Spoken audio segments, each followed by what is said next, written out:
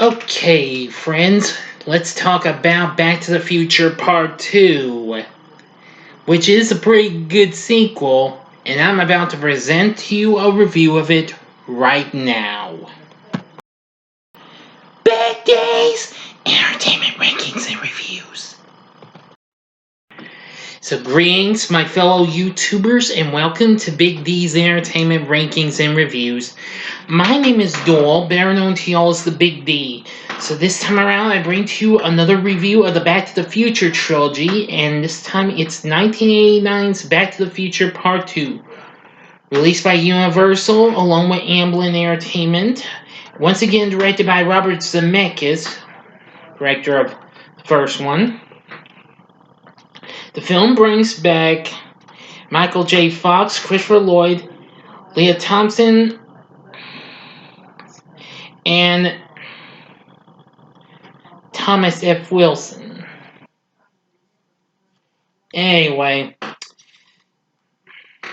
this time around, Marty McFly and Doc Brown are traveling to 2015 to prevent Marty's son from sabotaging the McFly family's future. Until their arch nemesis Biff Tannen steals the DeLorean to alter history in 1955. Yes. Now, of course, the film came out in November of 1989. They wanted to film this in the sequel back to back.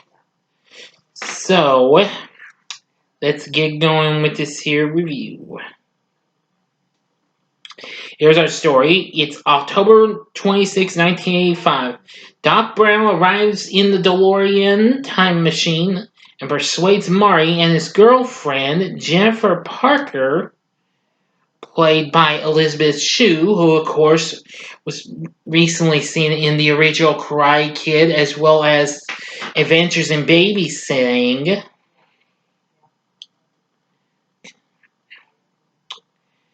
To travel to the future with them and help their future children. With Biff witnessing their departure, they arrive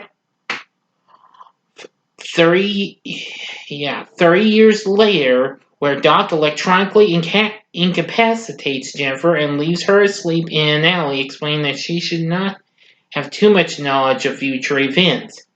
He has Marty pose as his own son and look-alike Marty Jr. to refuse an offer to participate in a robbery with Biff's grandson, Griff, who also happens to be played by the same guy who plays Biff himself, Thomas F. Wilson. Thus, they involve Marty's children from prison. Marty switches... Marty... sorry, I wasn't keeping track. My bad. Marty switches places with Marty Jr. and refuses Griff's offer, but Griff goads Marty into a fight, and a subsequent hoverboard chase ensues. Griff and his gang are arrested, saving Marty's future children. Before rejoining Doc, Marty purchases an almanac containing the results of major sporting events from 1950 to 2000. Doc discovers it and warns Marty about attempting to profit from time travel. Before Doc could adequately dispose of it, they are interrupted by the police, who have found Jennifer incapacitated and are taking her to her 2015 home. They pursue, as does the elderly Biff, who has overheard their conversation, picks up the discarded almanac.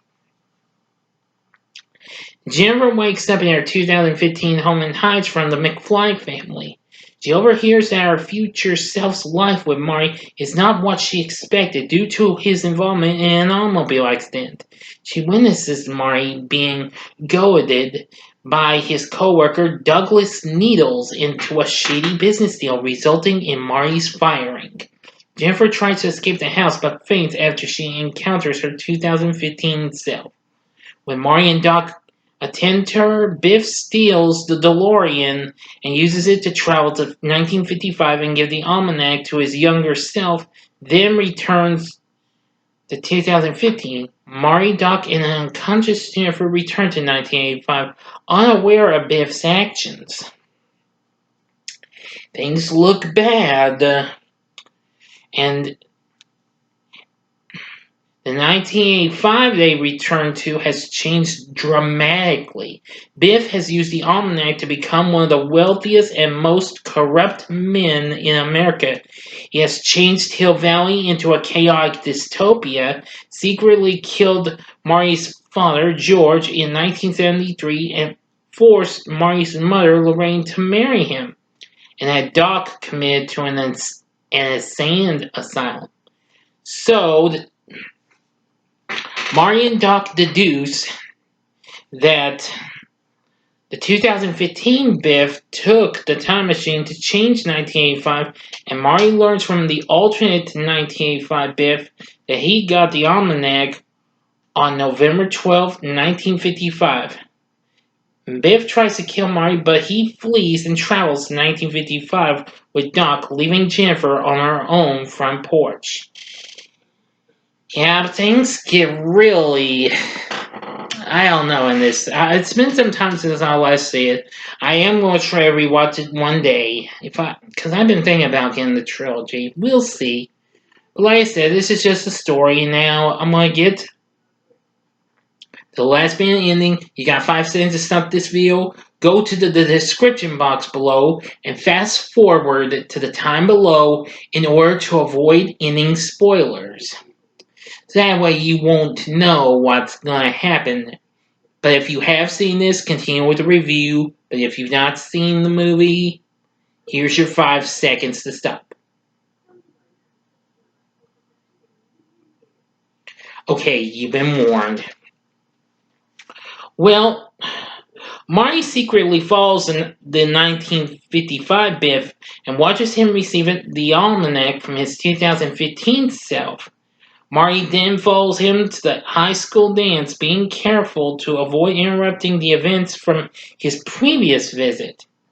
After several fruitless attempts, Marty finally gets the almanac, leaving Biff to crash into a manure truck. Ooh, yeah. It looks like old Biff will be smelling up stuff for a while. Yeah, just a little joke there. Marty burns the almanac, nullifying the changes to the timeline that it had caused. As Doc hovers above in the time machine, before Marty can join him, the DeLorean is struck by lightning and disappears. Suddenly, just then, a Western Union courier immediately arrives and delivers a 70-year-old letter to Marty. It is from Doc, who explains that the lightning strike transported him back to 1885, 100 years back in the past. And Marty races back, well, from the time the first movie was done, but well, let's see. About 70 years from 1955, yeah. So Marty races back into town to find the 1955 Doc, who had just helped Marty to return to 1985. As portrayed at the end of the first film, shocked by Marty's sudden reappearance, Doc faints.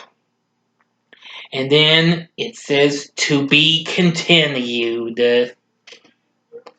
That's that, everyone. The end. So, what did I think of this movie? Well, since it's been some time since I last saw it, but I know that I thought that Back to the Future Part 2 was a pretty cool sequel. It's easily one of the main best sequels.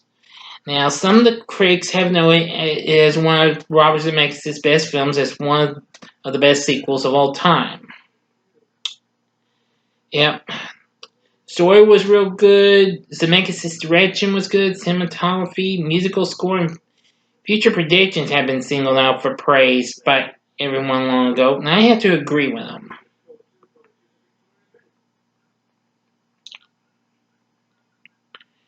Anyway, let me see now. Where was I on this? Oh yeah, the score once again on my Alan Silvestri's good. Which reminds me, I almost forgot to mention about a little bit of the songs you hear in the first movie. I forgot to mention it has some of the cool music of Huey Lewis in the News that includes The Power of Love and Back in Time. I forgot to mention that in my review, the first one, so I do apologize. I thought I'd bring this up so that way, you know. Anyway, the soundtrack came out, but however, it was just only the score this time, not much of actual songs and what have you. But anyway,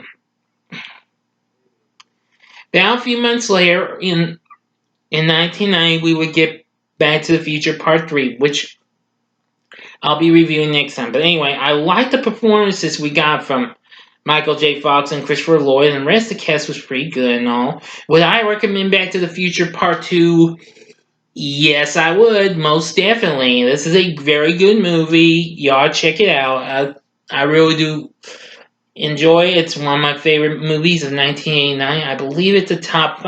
I can't remember though, but it's still a good movie. I say this is worth checking out. So, yeah, check it out. It's pretty cool. Now, what did you think of Back to the Future Part 2? Please feel free to tell me in the comments section below. If you like the video, click the like button below. Subscribe to my channel as well and be a part of the Big D Nation. And join me again next time when I review Back to the Future Part 3. I won't be doing no ranking though, because it's kind of tricky to rank all 3 of these movies, because they're all real good. I'll just need to rewatch them, and then maybe that'll convince me to do a ranking, but we'll see.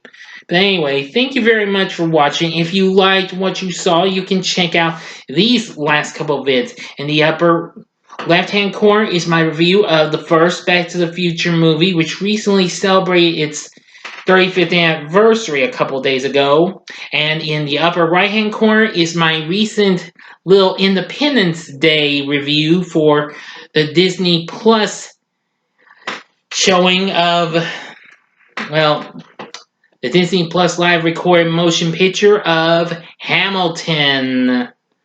And of course, the bottom right-hand corner has the picture of me, so that's the button you can highlight and to subscribe. Because I'm now at 217 subscribers. Thank you very much. Let's keep it up, okay? Because if you're interested in check out rankings and reviews on movies, TV, music, video games, etc., I'm your man. Thanks again for watching. Until next time, I'm the Big D saying see ya, and as Doc Brown would say, see you in the future. Bye now.